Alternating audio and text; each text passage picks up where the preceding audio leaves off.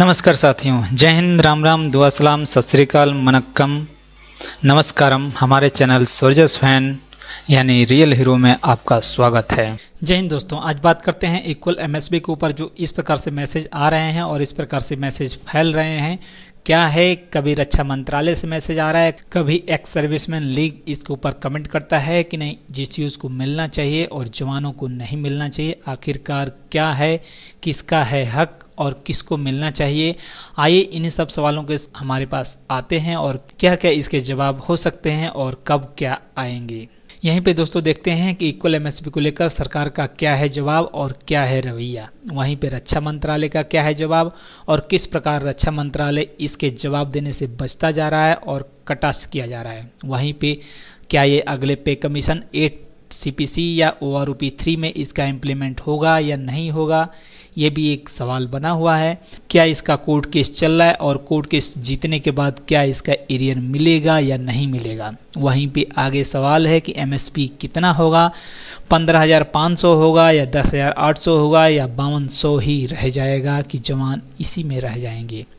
वहीं पे 6 सीपीसी और 7 सीपीसी में कितने का फ़ायदा हुआ, एमएसपी में कितने की बढ़ोतरी हुई और किस प्रकार से किसको ज़्यादा फायदा हुआ।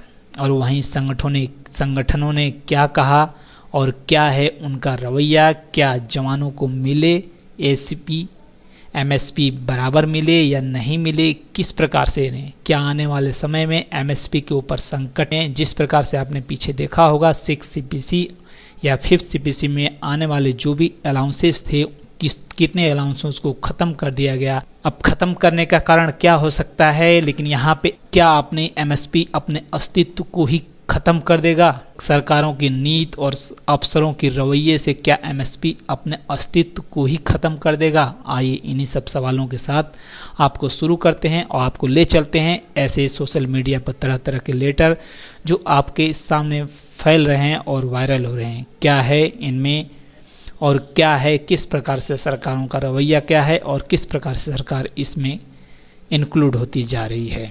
वहीं पे दोस्तों देखते हैं कि रक्षा मंत्रालय का जैसा जवाब एक पेंशनर के द्वारा एमओडी को दिए गए लेटर के जवाब में उन्हें मिलता है। और इस प्रकार से एमओडी का लेटर जो उसमें साफ साफ कह दिया जाता है कि ये 7 सीपीसी का मामला है और 7 सीपीसी में जो एमएसपी तय है वो उसी के अनुसार दिया जा रहा है। यहाँ सरकार भी इससे कुछ इसके ऊपर कमेंट करने से बचती जा रही है। वहीं पे पीसीडीए का भी यही रवैया और एमओडी भी इसी प्रकार से बचता जा रहा है। वहीं पे कुछ संगठन, इंडियन एक्स सर्विसमैन लीग ने इस प्रकार वकालत की है कि जैसे जेसीयूज और जवानों के बीच दरार पैदा हो जाए, जिससे ताकि ये संगठन कमजोर हो जाए और एमएसपी का मुद्दा शांत हो जाए। उसी एमएसपी के मुद्दे के ऊपर मिलिट्री सर्विस पे के ऊपर जूनियर कमीशन अफसर्स को एमएसपी देने की बात कही है और हमेशा उनकी वकालत करते आ रहे हैं।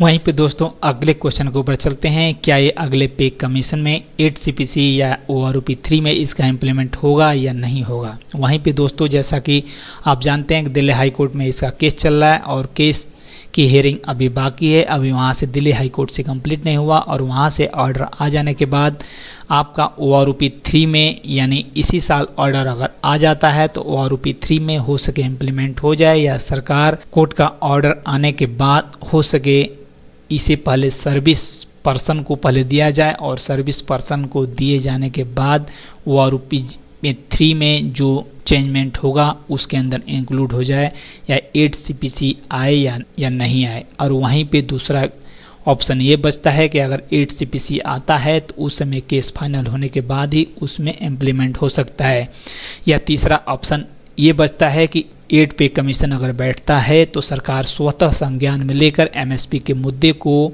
उसमें इंक्लूड कर बराबर या इक्वल करने की कोशिश करेगी। तो दोस्तों इस प्रकार से आप कंफर्म रहें कि 8 एमएसपी का मुद्दा ओआरओपी 3 या 8 सीपीसी या कोर्ट ऑर्डर आने के बाद ही डिसाइड होगा कि मिलेगा या नहीं मिलेगा। वहीं पे दोस्तों अगर बात करते हैं कि एमएसपी के ऊपर मिलने वाले एरियर्स की, तो इसकी आप संभावना बिल्कुल छोड़ दें और इसके लालच में बिल्कुल न रहें कि आपको एरियर्स मिलेगा, क्योंकि इससे एरियर्स का कोई लेना देना है नहीं। और यहाँ पे जब से लागू होगा और तब से उन प्रेजेंट जवानों को मिलना शुरू हो जाएगा। प्रेजेंट टाइम में एमएसपी ले रहे हैं जो एमएसपी के दायरे में आते हैं। वहीं पे दोस्तों एमएसपी कितना होगा, 15,500 होगा या 10,800 होगा, इसी के ऊपर केस चल रहा है, क्योंकि 5200 रुपये तो आपको मिल रहा है, लेकिन यहाँ पे अनुमान है कि 15,500 आपका इक्वल एमएसपी होगा। लेकिन वहीं पे कुछ संगठनों का रवैया इस प्रकार है, जैसे एक्स सर्विसमैन लीग जो अफसरों की संस्था है, और ये अफसर इस कदर से चाहते हैं कि जवानों को उनके बराबर न मिले, और ये हमेशा उसकी वकालत करते आए हैं और जवानों के अंदर फूट डालने का काम करते आ रहे हैं कि जेसीयू और जवानों के बीच दरार पैदा हो और ताकि एमएसपी का मुद्दा कमज़ोर ना हो जाए। ये संगठनों का इस प्रकार रवैया है। और वहीं पे 6 सीपीसी और 7 सीपीसी में कितने का फ़ायदा हुआ, आपका एमएसपी का रेट 2,000 रुपये था और वहीं पे 7 सीपीसी में उसे बढ़ाकर 5200 रुपये किया गया। वहीं पे अगर ये देखा जाए कि कितने % बढ़ोतरी हुई, 6 सीपीसी के अंदर आपको 2,000 रुपये प्लस उसके ऊपर जो डीए आपका बन रहा था, जो डीए का परसेंटेज था वो एमएसपी को बढ़ाकर आपको 4,200 रुपये करीब लेके जाता था, और इस प्रकार से आपको 5200 रुपये किया गया, यानी कि आपको 800,000 रुपये की बढ़ोतरी सिर्फ हुई। वहीं पे तीसरा क्वेश्चन और मेन पॉइंट ये उठ जाता है कि आखिर में क्या आने वाले समय में एमएसपी का अस्तित्व रहेगा या नहीं रहेगा, या 15,500 मिलेगा या 10,800 मिलेगा।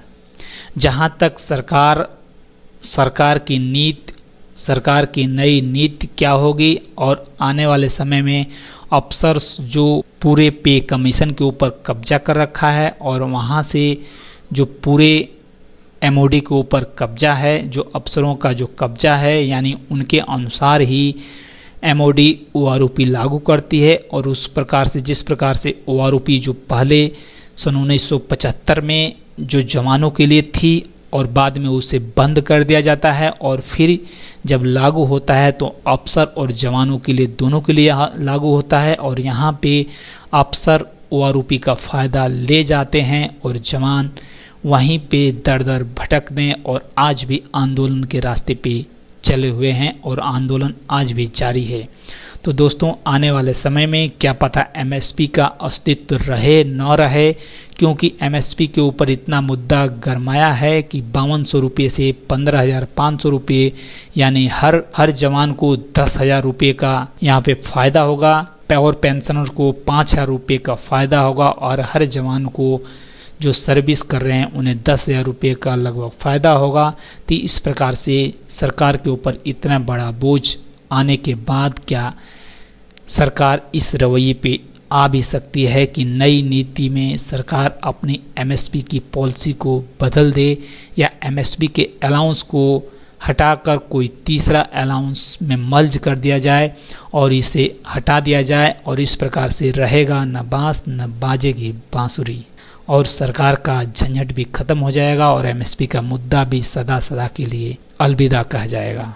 तो इस प्रकार से दोस्तों ये तीसरा पॉइंट भी बनता है, और आने वाले अब देखना ये है कि आने वाले समय में आखिर में क्या होता है और किस प्रकार से सरकार इसके ऊपर चल रहे दिल्ली हाई कोर्ट में एमएसपी इक्वल एमएसपी के ऊपर केस के समर्थन में आती है, या केस के विपक्ष में खड़ी होकर दोबारा उसे सुप्रीम कोर्ट में डालती है, या 8 पे कमीशन के साथ ही साथ एमएसपी को अलविदा कह देती है। ओके दोस्तों, धन्यवाद, जय Hind. Like share and subscribe करें, सतर्क रहें, सुरक्षित रहें, अपने दोस्तों का ध्यान रखें तथा अपना व्यक्तित्व इस प्रकार विकसित करें कि आपके साथ बच्चे, बुजुर्ग, महिलाएं आपके साथ सुरक्षित महसूस करें।